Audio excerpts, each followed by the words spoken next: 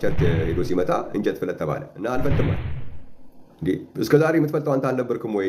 ምንድነው ዛሬ አዲስ ነገር የሆነብህ ተብሎ ተጠየቀ። አይ ዛሬ ቸርች ሄጄ ነው ተምሬን የመጣሁት አልፈልጥም ይላል።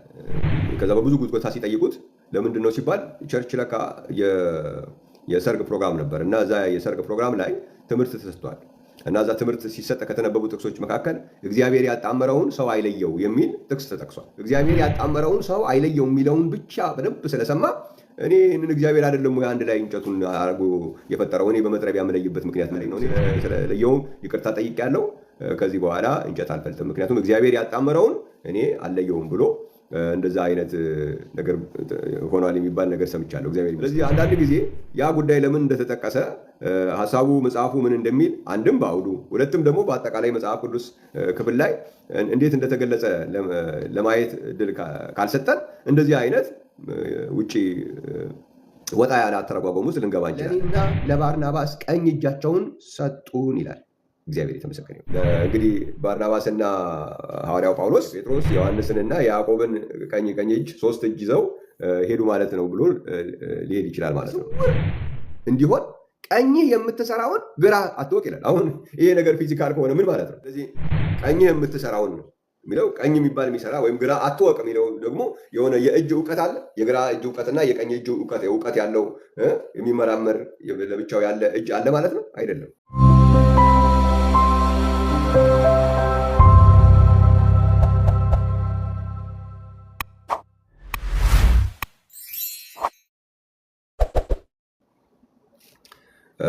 የተወሰኑ ነጥቦች ላንሳና ለምሳሌ መዝሙረ ዳዊት እግዚአብሔር አሁን የእግዚአብሔር ቀኝ የጽድቅ ቀኝ በጽድቄ ቀኝ ደግፌ ይዛሃለው በሚለው በተቃራኒ ደግሞ ሌላ ቀኝ ደግሞ አለ።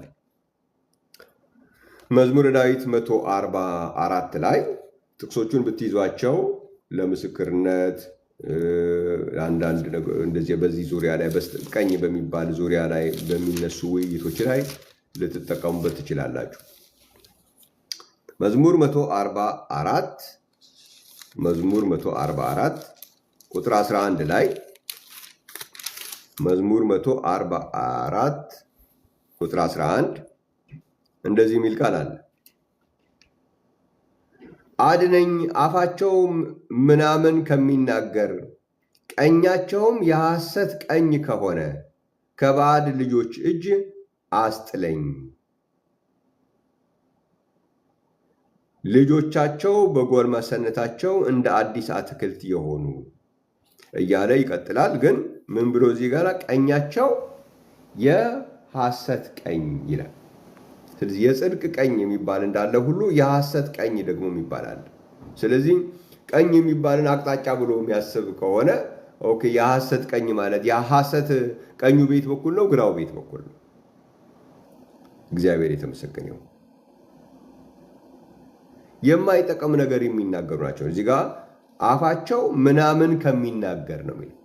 ስለዚህ ዝም ብሎ እርባና የሌለው ነገር አፋቸው የሚናገር ከሆነ ምን ተብሎ ይነገራል? ያ የሐሰት ቀኝ ብሎ ይነገራል ማለት ነው። ቀኛቸው የሐሰት ቀኝ ተብሎ ይነገራል። እግዚአብሔር የተመሰገነ ይሁን። የእግዚአብሔር ደግሞ ያ የሚረዳ የሚያግዝ ደግሞ እሱ ደግሞ በጽድቄ ቀኝ ደግፌ ይዛሃለሁ ብሎ ያስቀምጣል። ሌላው አዲስ ኪዳን ላይ ደግሞ ስንመጣ ስለ ቀኝ እግዚአብሔር ይመስገን በጣም የሚገርም በተለይ ሊትራል ቀኝን በፊዚካል ሊትራል አድርገው የሚወስዱ ሰዎች እዚህ ጋር ሲደርሱ ሊቸገሩ ይችላሉ ብዬ አስባለሁ። ምን ይላል? ማቴዎስ ወንጌል ምዕራፍ 5 ቁጥር 29 ላይ ወይም ከ27 ጀምሬ ባነበው እግዚአብሔር ይመስገን፣ እግዚአብሔር ይባረክ። አታመንዝር እንደተባለ ሰምታችኋል። እኔ ግን እላችኋለሁ ወደ ሴት ያየ ሁሉ የተመኛትም ያን ጊዜ በልቡ ከእርሷ ጋር አመንዝሯል። ቀኝ ዓይንህ ብታሰናክልህ አውጥተህ ካንተ ጣላት።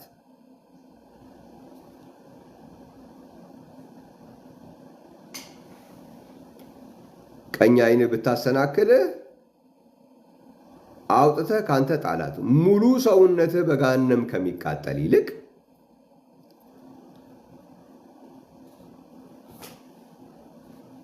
ከአካላትህ አንዱ ቢጠፋ ይሻላልና። ቀኝ እጅህ ብታሰናክልህ ቆርጠህ ካንተ ጣላት። ሙሉ ሰውነትህ በገሃነም ከሚቃጠል ይልቅ ከአካላትህ አንዱ ቢጠፋ ይሻላልና ይላል። ኦኬ፣ እዚህ ጋር አሁን ቀኝ ዓይንህና ቀኝ እጅህ ይላል። ስለዚህ ቀኝ የሚለው ሐሳብ በመጽሐፍ ቅዱስ ከፍ ያለና ትልቅ ሐሳብ እንደሆነ ያልተረዳ ሰው ቀኝ እጅህ በመጀመሪያ ደረጃ እጅ በራሱ የሚያስብ በራሱ የሚያሰናክል በራሱ መልካም ነገር የሚያደርግ በራሱ ክፉ ነገር የሚያደርግም ነገር አይደለም። እግዚአብሔር የተመሰገነ ይሁን። የታዘዘውን ነው የሚያደርገው። በአእምሯችን ታዞ በሐሳባችን ታዞ የሚያደርግ ነው እንጂ ቀኝ እጅ የሚባል ነገር አንድ ሰው ለምሳሌ ካረፈ በኋላ ቀኝ እጁም አለ፣ ቀኝ ዓይኑም አለ፣ ፊዚካል ዓይኑ አለ፣ ግን አያይም። ዝም ብሎ ይሄ እንደ ኳስ ቁጭ ስላለ ያያል ማለት አለ።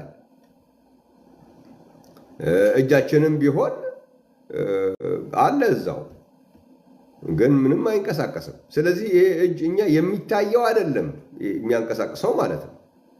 አንድን ሰው የሚያንቀሳቅሰው ነገር እዚህ ጋር የሚታየው ነገር አይደለም። ዓይንም ቢሆን የሚያየው ይሄ የሚታየው የሚያይ የሚመስለን ያው ፊት ለፊት ላይ ያለው ኳሱ ስላለ አይደለም። ኳሱን የሚያንቀሳቅሰው ከሄደ በኋላ ዝም ብሎ ብይ ሆኖ ነው የሚቀረው። ምንም አይጠቅምም፣ ለብይነትም አይጠቅምም፣ ጥንካሬም ስለሌለው እግዚአብሔር ይመስገን። ሌሎቹም ነገሮች እንደዛው። ጆሮም የሚሰማው ያ የማይታየው እስካለ ነው። ያ ወደዛ ወደ አምላኩ ወደ ተሰጠው ከሄደ በኋላ ጆሮም ዝም ብሎ ሸክላ ሆኖ ነው የሚቀረው፣ ፈራሽ ሆኖ ነው የሚቀረው። ሌሎችም የአካላችን ክፍሎች ሁሉ እንደዛ። ስለዚህ ቀኝ እጅና ቀኝ ዓይን የሚባሉ በራሳቸው የሚያስቡ ነገሮች የሉም። ግን ቀኝ ሲባል ቀኝ ዓይን አሁን ግራ አላለም፣ ቀኝ ብሎ ነው የገለጸው። እግዚአብሔር የተመሰገነ ይሁን። ቀኝ ዓይን ቀኝ እጅ ብሎ ነው የገለጸው። እግዚአብሔር የተመሰገነ ይሁን። ለምንድን ነው ቀኝ ተብሎ የተገለጸው? እግዚአብሔር ይመስገን። ምን ማለት ነው? አንዳንድ ጥቅሶችን እኔ ለምሳሌ ገላትያ መጽሐፍ ምዕራፍ 2 ላይ ልውሰዳችሁና እግዚአብሔር ይመስገን አንዳንዴ የእግዚአብሔር ቃል በሁሉ ቦታ ላይ ያለውን ነገር ለማጥናት ጊዜ ካላገኘን ወዳልተገባ ተረጓጎም ልንገባ እንችላለን። አንድ ከዚህ በፊት የሰማሁት ሰው አለ። እንጨት ፍለት ተብሎ እንትን ሄዶ ሲመጣ ቸርች ሄዶ ሲመጣ እንጨት ፍለት ተባለ እና አልፈልጥም አለ። እንዴ እስከ ዛሬ የምትፈልጠው አንተ አልነበርክም ወይ? ምንድነው ዛሬ አዲስ ነገር የሆነብህ ተብሎ ተጠየቀ ይላል የሰማሁት ታሪክ። ከዛ አይ ዛሬ ቸርች ሄጄ ነው ተምሬን የመጣሁት አልፈልጥም ይላል። ከዛ በብዙ ጉትጎታ ሲጠይቁት ለምንድን ነው ሲባል ቸርች ለካ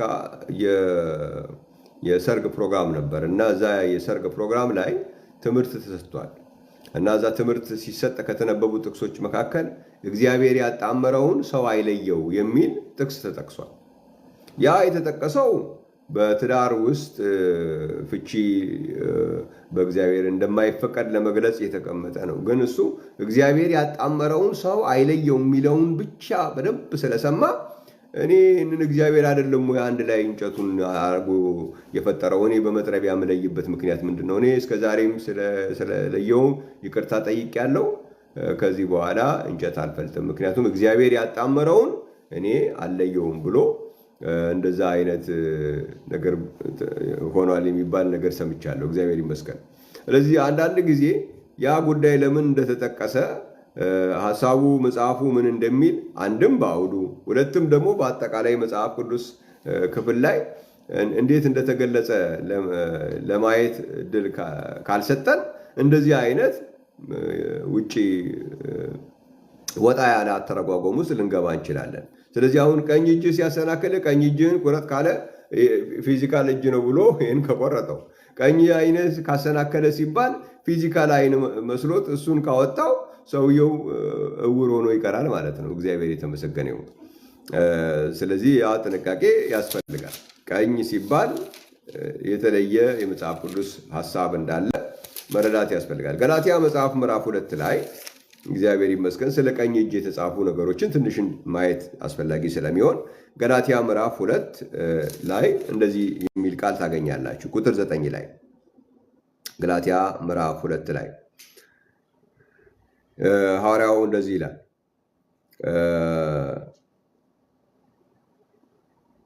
ቁጥር 8 ልጀምርላችሁና እንደዚህ ይላል። ለተገረዙት ሐዋርያ እንዲሆን ለጴጥሮስ የሰራለት ለእኔ ደግሞ ለአሕዛብ ሐዋርያ እንደሆን ሰርቷልና፣ ደግሞም የተሰጠኝን ጸጋ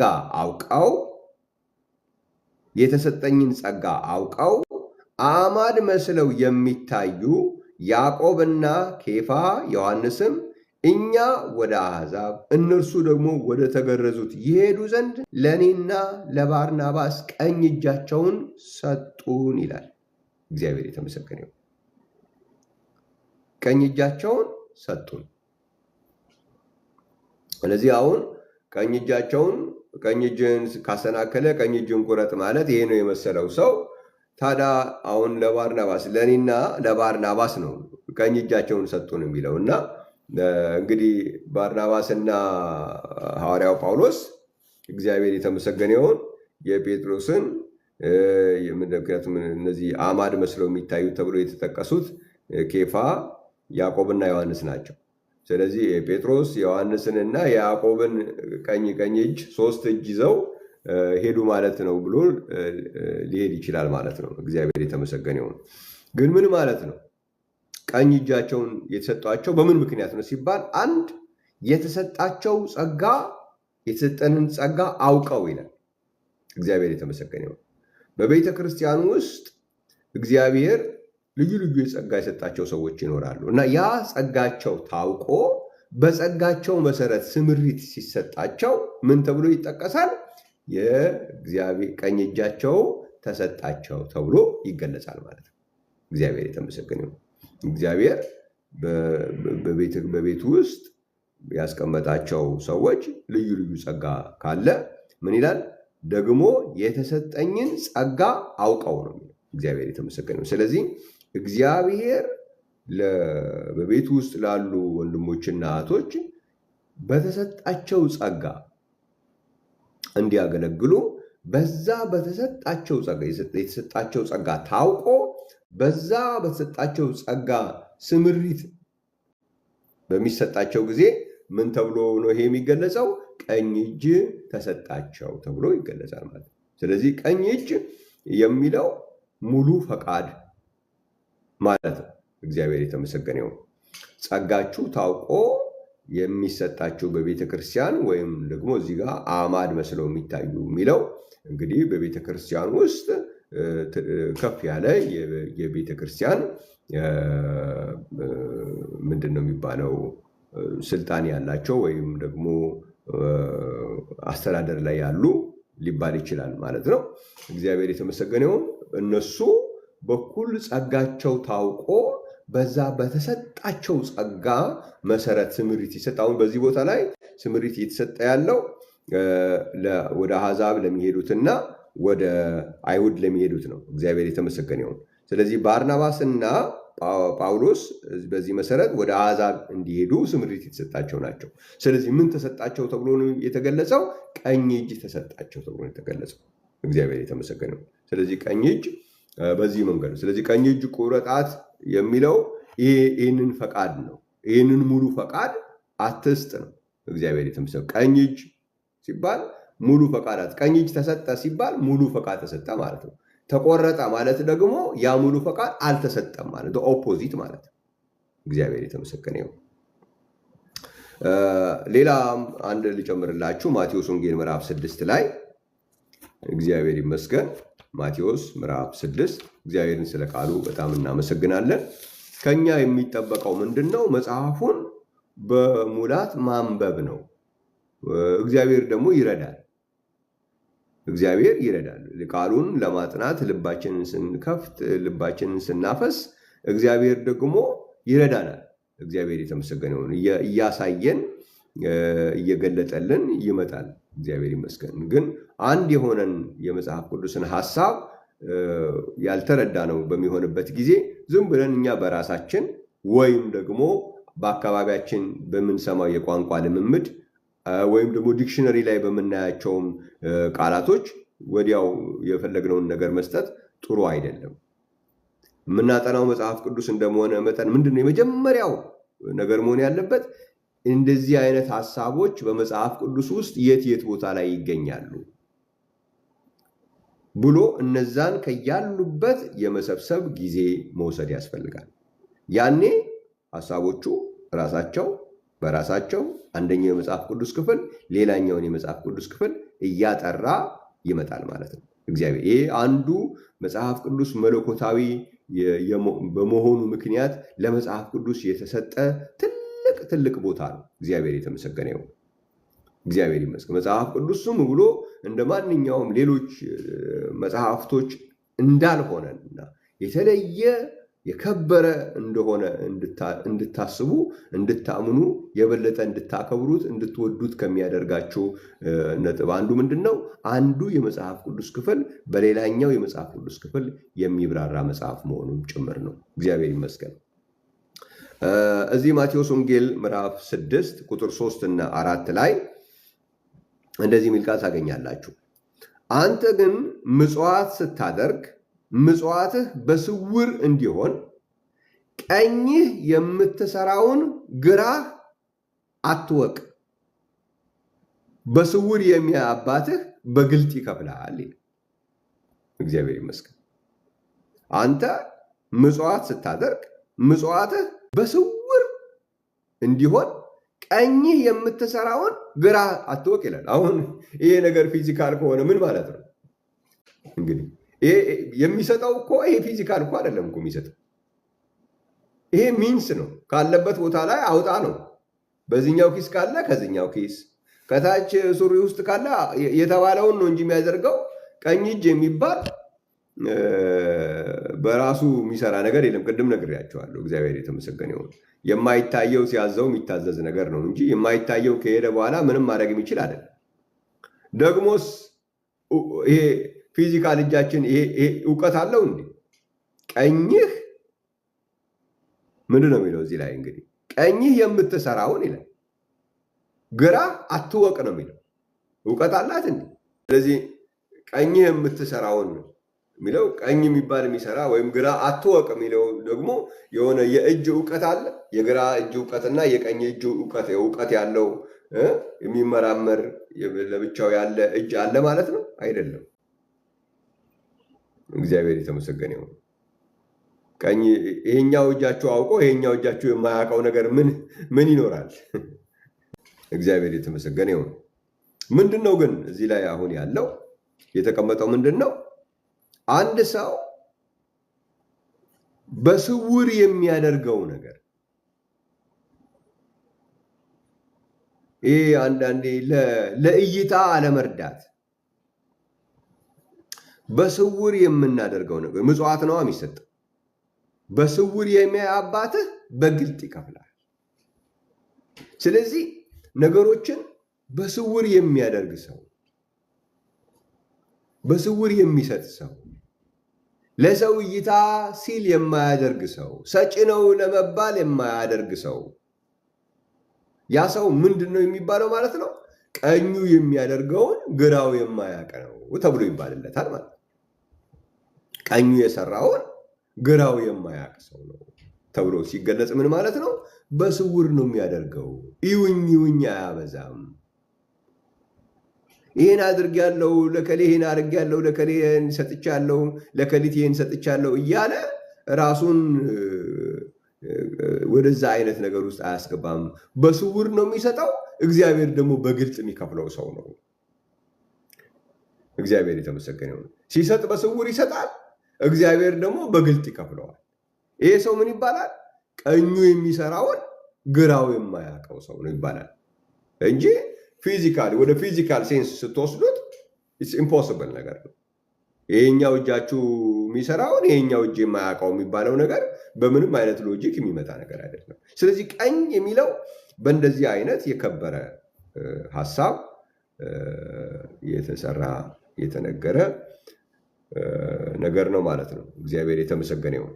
ስለዚህ ቀኝ በጥልቀት ሊጠና የሚገባ በስፋት ሊጠና የሚገባ ነገር ነው እንጂ ቀኝ ማለት አቅጣጫን ብቻ እንደሚጠቁም ተደርጎ በቀኝ ተቀመጠ፣ በቀኝ ቆመ፣ በቀኝ ይኖራል ሲባል በአቅጣጫ በኩል ይኖራል፣ የግራ ተቃራኒ አቅጣጫ፣ እንደዚህ አይነት አተረጓጎሞች በጣም ጥናት የጎደላቸው ናቸው። መጠነኛ ጥናት እንኳን የተደረገባቸው አይደሉም ማለት ነው። እግዚአብሔር የተመሰገነ ይሁን። ስለዚህ በእግዚአብሔር ቀኝ ክርስቶስ ተቀመጠ ስንል በእግዚአብሔር ግርማ፣ እግዚአብሔር የተመሰገነ ይሁን። በዕብራውያን መጽሐፍ 1:3 መሰረት በእግዚአብሔር ግርማ ተቀመጠ ተብሎ ተቀምጧል። በማቴዎስ ወንጌል 26 ቁጥር 64 ላይ ደግሞ በእግዚአብሔር ኃይል በኃይል ቀኝ ተቀመጠ ተብሎ ተቀምጧል ማለት ነው። ስለዚህ በእግዚአብሔር ቀኝ፣ በኃይል ቀኝ፣ በግርማ ቀኝ ተብሎ ተቀምጧል ማለት ነው። እግዚአብሔር የተመሰገነ ይሁን። ይህ ደግሞ ተቀመጠ የሚለውን ደግሞ ነገሰ በሚል ይመጣል። በአንደኛ ቆሮንቶስ ምዕራፍ 15 ቁጥር 25 መሰረት በቀኝ ተቀመጠ ማለት ነገሰ ማለት መሆኑ ተቀምጧል። በእግዚአብሔር ቀኝ ቆመ የሚለው ደግሞ ከፍ ከፍ አለ ወይም ከበረ የሚል ሆኖ ይመጣል ማለት ነው። እግዚአብሔር የተመሰገነ ይሁን። በሐዋርያት ሥራ ምዕራፍ 2:33 እንዲሁም በሐዋርያት ሥራ 7:55 እና 56 ላይ በዛ መልኩ ይመጣል። በእግዚአብሔር ቀኝ ይኖራል የሚለውን ደግሞ በእግዚአብሔር ኃይል ይኖራል ወይም ደግሞ በዘላለም ፍስሐ ይኖራል ማለት ነው በሚል በሁለተኛ ቆሮንቶስ ምዕራፍ 13 ቁጥር 4 በመዝሙረ ዳዊት 16 ቁጥር 11 ይመጣል ማለት ነው። እግዚአብሔር የተመሰገነ ይሁን። ስለዚህ ቀኝን በአቅጣጫ ደረጃ በመውሰድ ያልተገቡ መለኮታዊ አካላቶችን መፍጠር ትክክል አይደለም የምንለው በዚህና በሌሎችም ሰፊ ምክንያቶች ነው። ጌታ ኢየሱስ ክርስቶስን እናመሰግናለን። እንግዲህ አሁን ወደ ለጥያቄ ጊዜ እድል የምሰጥበት ሰዓት ነው።